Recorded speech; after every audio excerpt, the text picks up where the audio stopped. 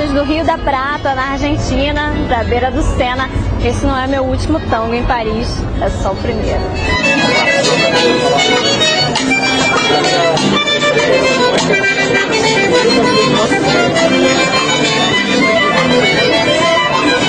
Ça se passe comment ici à plein air? Vous venez, c'est tous les jours, c'est pendant l'été seulement?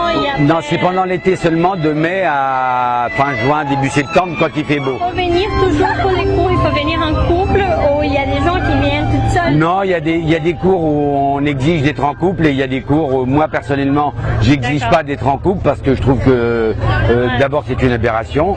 On n'apprend pas une danse de couple en restant tout le temps avec la même personne. Et puis d'autre part, ça pénalise les gens qui ne sont pas en couple.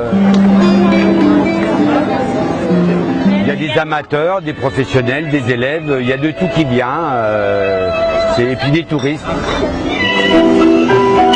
Le tango, il a commencé comme ça. Il a commencé dans les années 20 à 30, qu'on a promis aux gens d'Europe de dire que ni en Argentine il y aura du travail. Il y a beaucoup d'Italiens, des Polonais aussi et d'autres cultures qui sont arrivés, mais surtout des Italiens qui sont arrivés en Argentine et il n'y avait pas de travail. En attendant, qu'est-ce qu'ils faisaient? Comme ils venaient, il y avait des musiciens, ils jouaient de la guitare, etc. Et ils se sont mis à danser entre hommes. Il fallait faire venir des femmes. Les hommes allant au bordel, pour le dire carrément, se sont mis à danser avec les prostituées.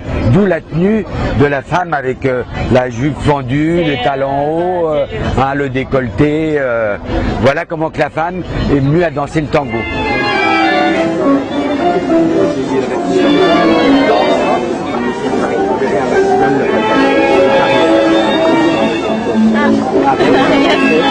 Le premier mouvement, c'est la marche. Cette marche, elle doit être ensemble.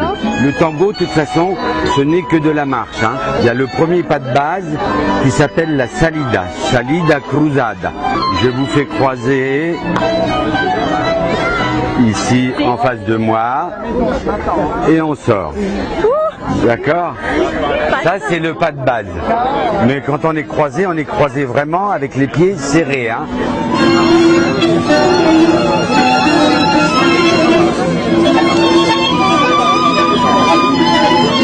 Il y a les ocho, c'est les 8. 8 avant, 8 arrière. Ça fait deux mouvements, ça fait le deuxième mouvement. Il ne reste plus que 2 mouvements, le tour à droite et le tour à gauche. Un 8 avant, c'est ça, laissez-vous faire. Laissez-vous faire. La même chose, c'est arrière. L'écoute du tango est importante. Ça, c'est des 8 arrière. Troisième mouvement, pardon, c'est le tour à droite. Voilà, très bien. Et le dernier mouvement, c'est la même chose, mais à gauche. Avec un pas croisé avant et arrière. Le tango, c'est un 2 x 4 temps, mais il est interprété, c'est une interprétation intérieure de l'homme, de la musique, et il la retransmet à sa partenaire. Sa partenaire n'a pas le droit d'interpréter la musique.